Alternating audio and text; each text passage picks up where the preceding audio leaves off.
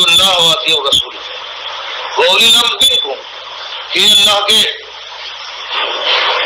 مومن بندو تمہارے لیے ایک ہی حکم ہے کہ اللہ کی بات جو اللہ کا حکم ہو قرآن کریم میں اس کی اطاعت کرو، واطیع الرسول، اور نبی صلی اللہ علیہ وسلم کی اس بات کی طرف بلائے۔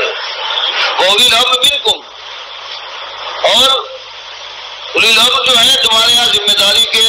منصب پر جو لوگ مامور ہیں وہ تمہارے اندر سے منکم کی کافر اور مشرک کوئی ایسا آدمی جو ملد ہو وہ اگر بنا دیا جائے تو اس کی اطاعت نہیں ہے۔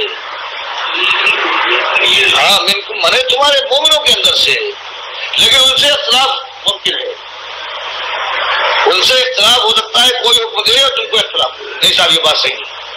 اللہ اور رسول سے اختلاف کا موقع نہیں۔ اگر ان سے کسی بات میں اختلاف کہا کہ تمہارے اندر سے مومن ہیں، وہ ذمہ دار بنائے گئے ہیں، فَإِن تَنَازَعْتُمْ فِي شَيْءٍ، اگر تم میں اور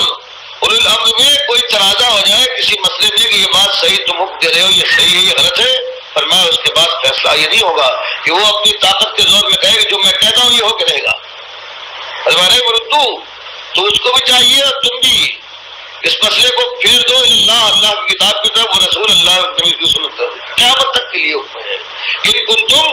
اگر صحیح معنی میں تم ہو تؤمنون باللہ والیوم الآخر، اگر تم اللہ کے صحیح بندے ہو اور یہ سمجھتے ہو کہ مالک کے دربار میں قیامت دن پیش ہو کر سارے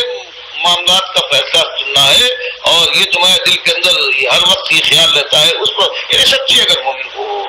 ذالک خیر و احسن تاویلا، یہی تمہارے حق میں خیر ہے، اور یہ بات کی جو صحیح نتیجہ ہے نکالنے کے لیے یہی ایک طریقہ ہے۔ اب اس کے بعد فیصلہ